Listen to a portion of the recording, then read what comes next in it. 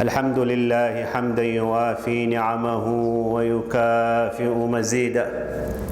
يا ربنا لك الحمد كما ينبغي لجلال وجهك ولعظيم سلطانك.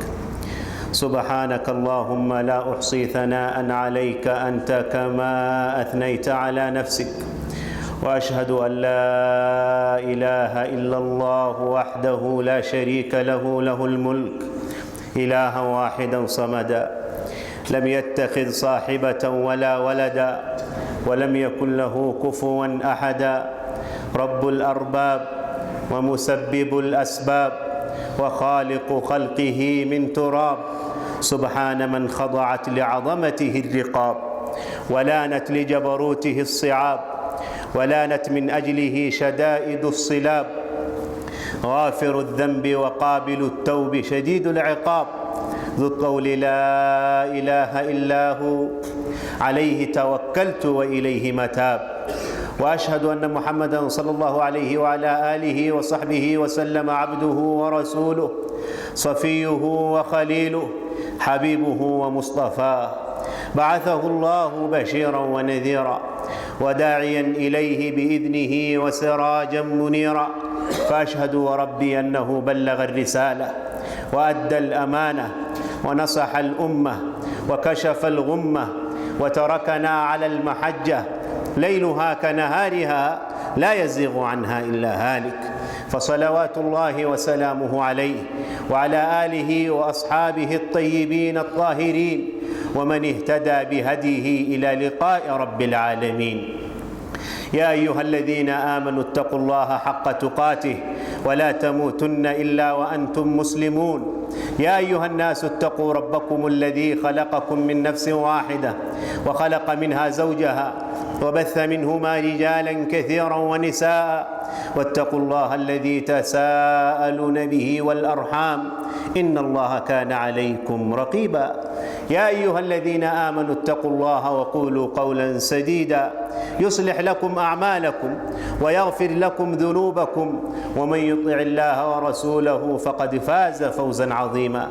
أما بعد، فإن أصدق الحديث كلام الله، وخير الهدي هدي محمد صلى الله عليه وسلم، وشر الأمور محدثاتها، وكل محدثة بدعة، وكل بدعة ضلالة، وكل ضلالة في النار، أعاذني وأجارني الله منها وإياكم.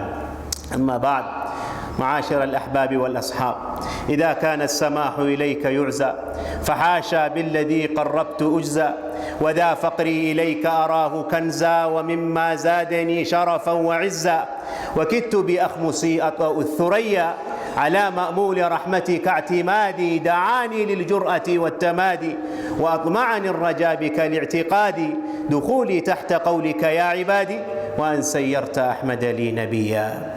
الحمد لله الذي بلغنا وأكمل لنا رمضان، شهر العفو والغفران والرحمة والإحسان، العاملون فيه لهم الجنان والعتق من النيران. قال ربنا جل جلاله: يريد الله بكم اليسر ولا يريد بكم العسر، ولتكملوا العدة ولتكبروا الله على ما هداكم ولعلكم تشكرون. يا عباد الله، كبروا واحمدوا الله واشكروا، فقد هداكم لخير دين ووفقكم للحق المبين، وأنعم عليكم إذ جعلكم موحدين، وحفظكم من الشرك والكفر ودرب الوثنيين.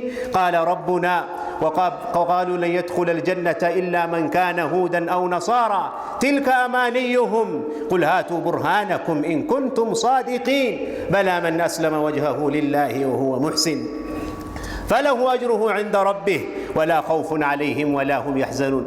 وقال ربنا جل جلاله: يا أيها الذين آمنوا اتقوا الله حق تقاته ولا تموتن إلا وأنتم مسلمون. يا عباد الله، كنا في رمضان ننوع الطاعات ونتابع الصيام والقيام ونكثر من القربات، وكان الشعار: ورضوان من الله أكبر، ذلك هو الفوز العظيم. الناس في ذاك الشهر الكريم وذاك الموسم العظيم كانوا على صنفين، وانقسموا إلى فريقين، وسلكوا مسلكين، فقوم أقبلوا على العلي العظيم وسلكوا المسلك القويم والصراط المستقيم لهم بإذن الله النجاة من الجحيم. وقوم غفلوا وعن الله أعرضوا وفي المعاصي انهمكوا فلهم الويل والثبور، والحزن لا السرور، والظلمة في القبور، والخزي يوم البعث والنشور. وأخاف أن يصدق عليهم قوله صلى الله عليه وسلم فيما يروي عن جبريل: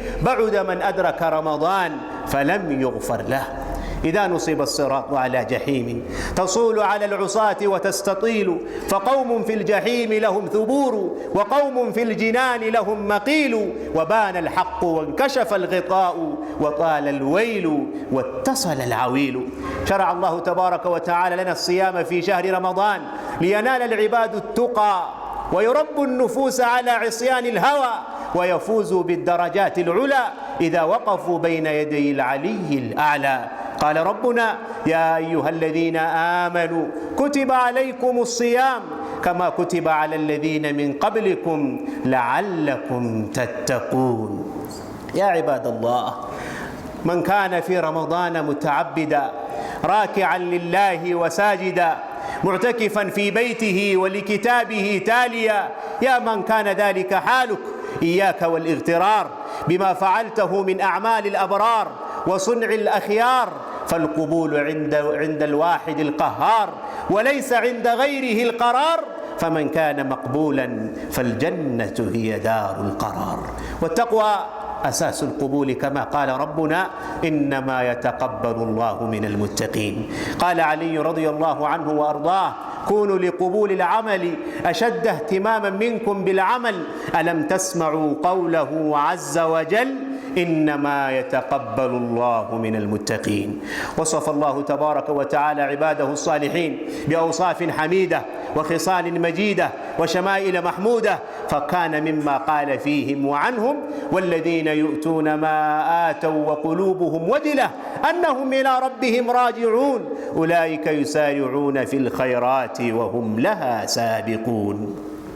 قالت عائشة رضي الله عنها وأرضاها سائلة رسول الله صلى الله عليه وسلم: أهم الذين يزنون ويسرقون ويشربون الخمر؟ فقال صلى الله عليه وسلم: لا يا بنت الصديق، لكن هم الذين يصلون ويتصدقون ويخافون ألا يتقبل منهم. اسمعوا وتمعنوا وتدبروا قوله تعالى: وإذ يرفع إبراهيم القواعد من البيت وإسماعيل ربنا تقبل منا إنك أنت السميع العليم. واضح إذن أن محل الاهتمام عند أصحاب الهمم هو القبول أكثر من العمل، فإن دخول الجنان يكون برحمة الرحمن وليس بعمل إنسان، وليس فقط بعمل إنسان ربما يعتريه النقصان. قال صلى الله عليه وسلم: قاربوا وسددوا وأبشروا فإنه لن يدخل أحد الجنة بعمله. قالوا: ولا أنت يا رسول الله؟ قال صلى الله عليه وسلم: ولا أنا إلا أن يتغمدني الله برحمته. فالقبول أمر غيبي أخفاه الله تبارك وتعالى رحمة بعباده حتى يجدوا ويجتهدوا في إحسان الأعمال والبحث عن الكمال، وحتى لا يقعوا في العجب والاتكال. قال الحسن رحمه الله: إن المؤمن جمع شفقة وإحسانا، وإن المنافق جمع إساءة وأمنا. ثم تلا الحسن قوله تعالى: إن الذين هم من خشية ربهم مشفقون. أبت نفسي تتوب فما احتيالي إذا برز العباد لذي الجلال، وقاموا من قبورهم سكارى بأوزار كأمثال الجبال. وقد نصب الصراط لكي يجوزوا، فمنهم من يكب على الشمال، ومنهم من يسير لدار عدن تلقاه العرائس بالغوال. يقول له المهيمن: يا ولي غفرت لك الذنوب فلا تبالي. دخل سائل على ابن عمر رضي الله عنهما فقال لابنه: أعطه دينارا، فلما انصرف أي السائل قال له ولده: تقبل الله منك يا أبتاه.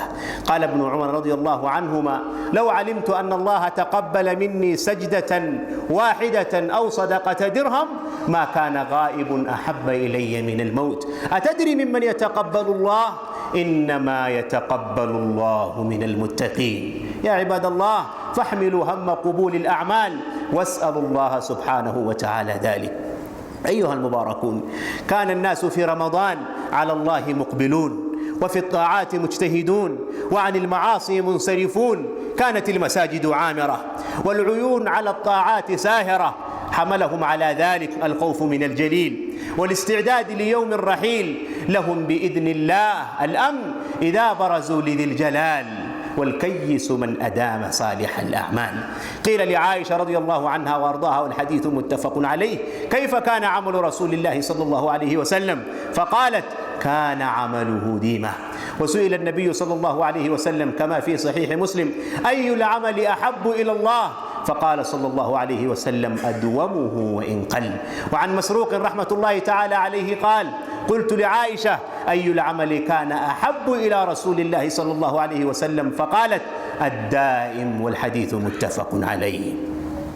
وأثنى الله تبارك وتعالى على المصلين من عباده، وبالأخص الدائمون منهم على صلاتهم، فقال: والذين هم على صلاتهم دائمون.